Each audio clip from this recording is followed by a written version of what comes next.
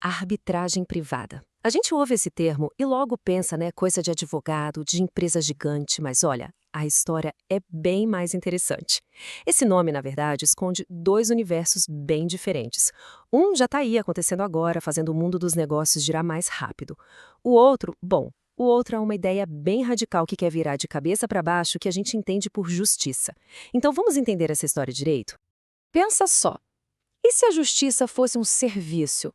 Tipo, que nem a gente escolhe um provedor de internet. Parece uma loucura, né?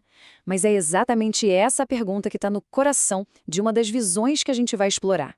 Imagina só, um mercado com várias empresas oferecendo justiça, competindo para ver quem é mais rápido, mais barato, mais especializado. É uma ideia que mexe com tudo que a gente aprendeu sobre lei e sobre tribunais. Ok, mas antes de ir longe demais, vamos dar um passo para trás. O que é, afinal, a tal da arbitragem? Na essência, a ideia é super simples. É um jeito de resolver um conflito fora da justiça comum, do Estado. Duas pessoas ou duas empresas que estão com um problema, em vez de irem para um tribunal, elas combinam de levar o caso para um terceiro, alguém neutro, o árbitro. E o mais importante, elas se comprometem desde o início a aceitar o que esse árbitro decidir. Simples assim. Só que as aplicações disso, aí a coisa fica bem mais complexa. Então vamos começar com os pés no chão, no mundo real, hoje. Como é que isso funciona? Como é essa arbitragem que já existe e está aí operando dentro da lei? No Brasil, isso é regulamentado desde 1996 e, olha, virou uma ferramenta super poderosa para resolver certos tipos de briga de um jeito bem mais rápido. Para ficar mais fácil de entender, vamos criar um caso aqui.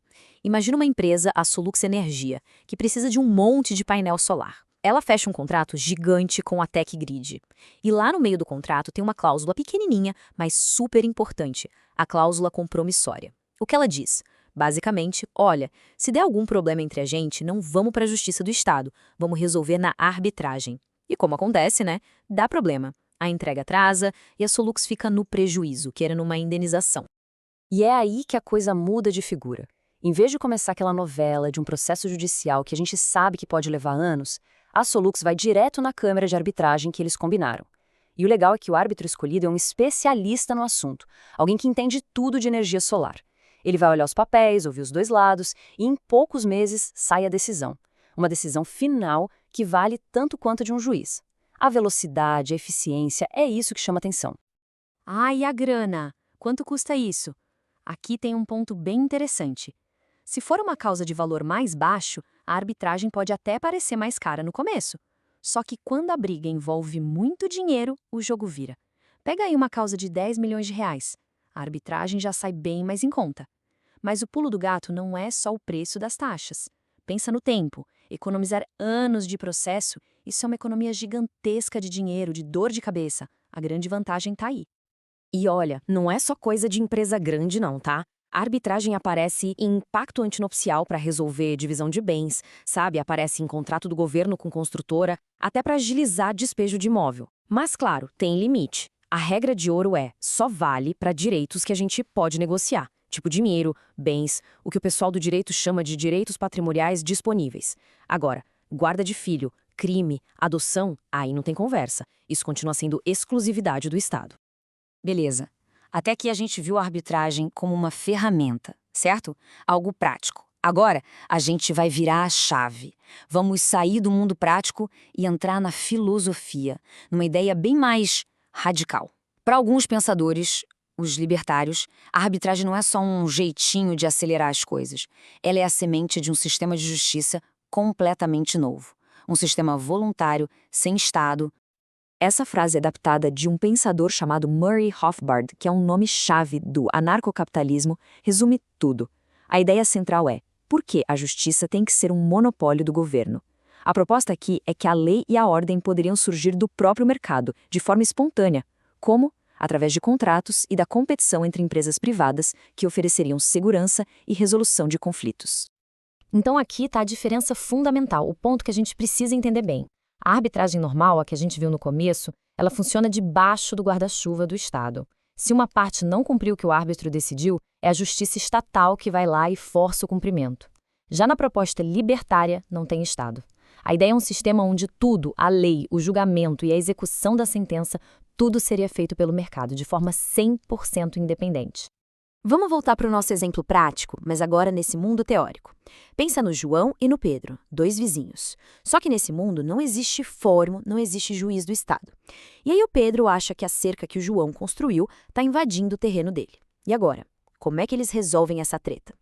Bom, nesse sistema, a base seriam agências privadas. O João e o Pedro teriam um contrato com uma agência de proteção privada, quase como um seguro. Quando dá o problema da cerca, as agências dos dois se conversam e entram num acordo para escolher uma terceira empresa, uma agência de arbitragem neutra. O árbitro decide e quem garante que a decisão vai ser cumprida são as próprias agências de proteção. Tá, mas e se uma agência for corrupta? A resposta é reputação. Uma agência ou um árbitro que ficar com fama de ser desonesto simplesmente vai perder todos os clientes, vai quebrar. É a lógica do mercado. Claro, uma ideia dessas, tão radical, não passa sem uma boa discussão, né? É um debate gigante. De um lado, tem a promessa de uma eficiência que a gente nunca viu.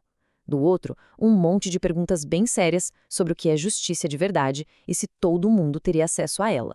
Vamos olhar os dois lados da moeda. Quem defende a ideia diz o seguinte: a competição ia forçar os serviços a serem melhores, mais baratos e as leis iam evoluir com a necessidade das pessoas. Agora, quem critica levanta pontos bem pesados. Primeiro, e o risco de uma dessas agências ficar poderosa demais e virar um tipo de Estado privado, sem controle nenhum? E talvez a crítica mais forte de todas: a justiça viraria um artigo de luxo, só para quem pode pagar? Quem não tivesse grana para contratar uma boa agência de proteção ficaria totalmente desprotegido? E é aqui que o debate chega no seu ponto principal. O que é mais importante para uma sociedade? É a eficiência, a rapidez e a inovação que um mercado competitivo poderia trazer? Ou é a garantia de que todo mundo, mas todo mundo mesmo, rico ou pobre, tem acesso a um julgamento justo?